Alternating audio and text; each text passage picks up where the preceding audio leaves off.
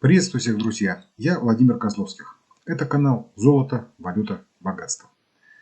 Для того, чтобы пример управления структурой сбережений на январь 2022 года в разрезе золото-доллар был наиболее качественным, его необходимо делать, когда закроется торговый месяц. Поэтому я смещаю этот ролик как можно более близко к окончанию торгов в декабре. Этот ролик выйдет или завтра, или в первых числах января. Но прежде необходимо сделать два небольших пояснения о формах золота и о трактовке роли золота, которую я стараюсь вам показать. Эти пояснения исходят из ваших комментариев и вопросов. Существует стереотипный вопрос: что лучше, вложение в активы или вложение в золото? По вашим комментариям я вижу, что и рассуждения многих из вас находятся в рамках именно вот этого стереотипа. Необходимо очень четко понять, что я так вопрос не ставлю. И это неправильная постановка вопроса. И, соответственно, ответ на такой вопрос бессмысленен. Я только лишь высказываю, постепенно доказываю предположение, что золото более качественные деньги, чем фиатные валюты. С точки зрения сохранения сбережений. И особенно с точки зрения анализа качества инвестиций. То есть, что золото более качественная деньга, чем доллары, рубли, фунты и так далее. Это даже не означает, что я отрицаю роль фиатных валют или возможность оперирования ими. Вовсе нет. Далее вы увидите, что существуют периоды, когда и сами эти валюты, и сберегательные инструменты в них выгодны и интересны. Как, например, был осмысленен и выгоден со второй половины 2020 года депозит в рубле. Я только лишь утверждаю, что золото с точки зрения сохранения покупательной способности и, соответственно, с точки зрения анализа качества активов, более базовый инструмент. Не актив и не товар, а более качественные деньги. То есть золото – это, по нашему утверждению, только более качественные деньги, но не более. Сидение в качественных деньгах позволяет их сохранить. Но приумножить их мы можем только за счет деятельности, либо инвестируя в активы, либо формируя бизнес, создавая основные фонды и бизнес-процессы и организуя деятельность на них. Доказательства того, что золото более качественные деньги, и будут посвящены как минимум ближайшие пару десятков роликов. Параллельно мы воспроизведем реальную картину рынков, то есть восстановим ее в золоте. На мой взгляд, на сегодняшний день признаков того, что над теми единицами, в которых мы привыкли мерить стоимость, нависла серьезная угроза. За последние 3 месяца промышленная инфляция в США уже достигла 25% годовых. Следом должны начать плясать коммерческие ставки, а за ними придется подтягиваться и ФРС. Еще один вопрос, на котором необходимо остановиться, это форма золота. Монеты, сливки, металлические счета в банках, биржевое золото. Все это золото, но в разных формах. Это сильно похоже на различные формы валют, например, рублей. Так же, как и рубли, золото может быть в различных формах – наличное, безналичное, биржевое и так далее. Правда, пока есть одно налоговое ограничение, касающееся слитков – это НДС. Если вы получите золото в наличных слитках, с вас удержат НДС. И трудно сказать, вернется ли он обратно при обратной продаже. Этот выверт – анахронизм и отголосок мер, направленных на ограничение обращения золота в России, чтобы увеличить его привлекательность для экспорта и снизить его конкуренцию с фиатными валютами, в частности с долларом. Плюс у любого слитка есть риск попасть под необходимость экспертизы при попытке обратной продажи. Это не отговорки от операций с наличным золотом, а предупреждение об ограничениях, которые могут возникнуть. Необходимо просто их понимать и трезво оценивать возможные дополнительные финансовые и временные издержки, которые могут возникнуть при необходимости превращения наличного золота в фиатные деньги. Монета избавлена от НДС, но риск необходимости экспертизы при обратной продаже возникнуть может. Все эти особенности обращения наличного золота делают его просто менее ликвидным. И все.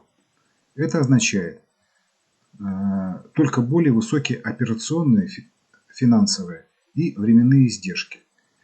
А это означает только одно. наличное золото хуже приспособлено для обращения, поскольку его обращение несколько дороже. Дополнительные финансовые издержки могут возникнуть в размере от нескольких процентов до десятков. Прогнозировать эту ситуацию сложно, если не заниматься операциями с наличным золотом постоянно.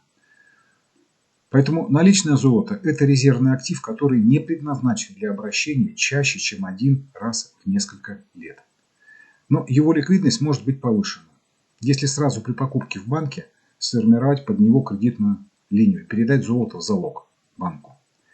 При этом кредитоспособность будет сформирована, но кредит не обязательно инициировать. Такая организация операции может уменьшить риск появления экспертизы в случае обратной продажи золота банку, если, конечно, банк не жульнический там в конец. И, может быть, удастся сэкономить на хранении золота, если банк при приеме золота в залог не выставит счет за его хранение. Решение о форме золота, наличное, безналичное или биржевое, абсолютно аналогично решению по поводу рублей или долларов, нал, безнал, депозит, биржа. Оно определяется только вашей оценкой степени риска, связанной с конкретным банком или с конкретной торговой системой, например, Московской биржей и брокером, через которого вы предполагаете совершать операции. Причем этот риск примерно такой же, как и при оценке риска при открытии рублевого депозита или обычного биржевого счета. То есть, если кто-то, например, лихо торгует акциями на бирже, но при этом считает, что золото должно быть только в наличной форме, то есть только в металле, то это как минимум может показаться странным. Моя точка зрения такова. Доля наличного золота в сбережениях должна определяться только двумя факторами. Конъюнктурой, то есть рыночной ситуацией, которая говорит о том, в каком объеме золото вообще должно присутствовать в накоплениях, вне зависимости от его формы. А в свою очередь степень недоверия к финансовой системе определяет то, какая доля золота должна быть в наличной форме. Эта ситуация и характер решения абсолютно аналогичен тому, как вы принимаете решение о том, нужны ли доллары, например, в ваших сбережениях, и какая их доля должна быть в наличке. Все почти то же самое. За исключением того, что экспертиза баксов при продаже банку в большинстве случаев делается на месте и, как правило, бесплатно. То есть наличное золото по своей роли примерно то же самое, что наличные деньги. Единственное отличие – скорость ликвидности, то есть способность превратить золото в другие ценности. С одной стороны, меньшая ликвидность физического золота делает его менее удобным. На это, в общем-то, и ставка в противопоставлении золота фиатным валютам. Но с другой стороны, более низкая ликвидность золота добавляет ему дополнительного консерватизма в плане естественного сдерживания от импульсивных поступков. Пока будете размышлять о том, как конвертировать, дурь, которая к этому подвигла, может поблекнуть и испариться. Именно поэтому продавцы, в том числе и доступа на финансовые рынки, не любят консервативные подходы. Еще раз акцентирую ваше внимание, это не тупая агитация за золото или за наличное золото. Это агитация за разумность. Решение об объеме позиции в золоте должно диктоваться только состоянием рынков. И только этим. Одна из точек зрения на состояние рынков – это наш канал. Я соглашусь с вами, что материал, который я здесь излагаю, иногда не очень прост для восприятия. Это, конечно же, отражает в первую очередь мою способность или неспособность просто говорить о не самых простых, мягко говоря, не самых повседневных вещах. Но и сам предмет того, о чем я рассказываю на канале, не так прост, как это иногда пытаются представить некоторые популяризаторы. Именно поэтому я излагаю материал в направлении от наибольшего консерватизма, то есть от стратегии повышения эффективности сбережений при помощи накопительных инструментов, к приобретению навыков распределения капиталов по другим направлениям инвестирования. Далее, но позже мы будем смотреть и сами стратегии инвестирования в различных направлениях. Сразу после Нового года выйдет ролик с примером управления структурой сбережений в разрезе доллар-золото.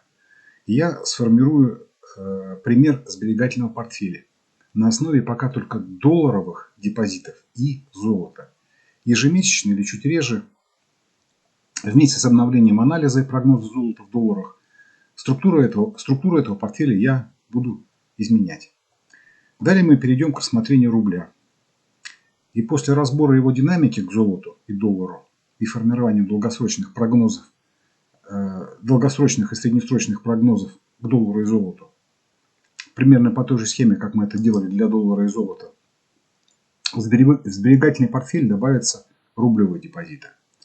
После этого мы аналогичным образом добавим в структуру сбережений недвижимость. Недвижимость будем смотреть в золоте и валютах. Старый ролик, ссылка на который сейчас на экране, как в 3 раза увеличить доходность инвестиций в недвижимость при помощи золота. Это очень короткая, но, наверное, пока тяжело воспринимаемая выжимка из того более подробного рассмотрения, которое мы будем делать позже.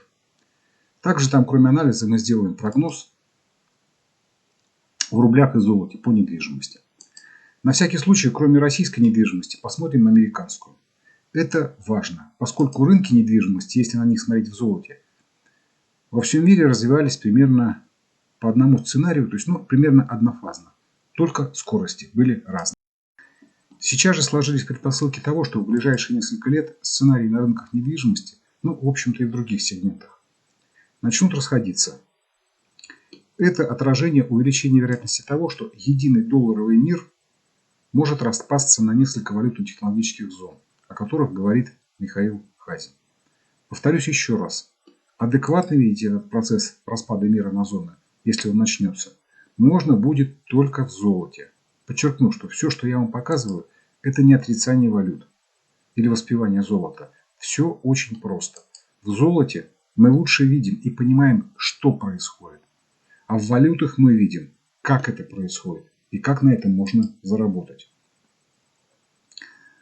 На недвижимости консервативная часть в общем закончится. И мы будем только корректировать прогнозы и, соответственно, менять структуру сбережений.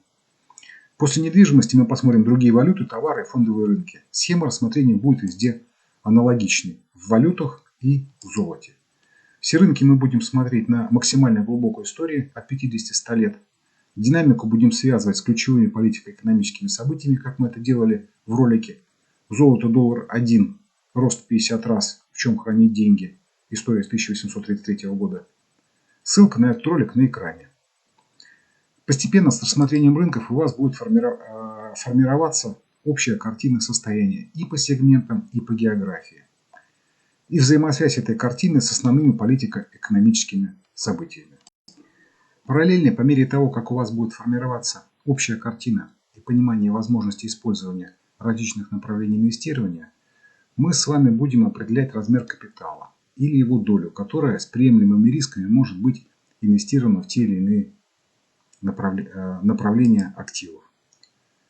Параллельно мы посмотрим и на способы инвестирования: фонды, стратегии, портфели, самостоятельного управления, а также проанализируем их результаты и перспективы с консервативной точки зрения.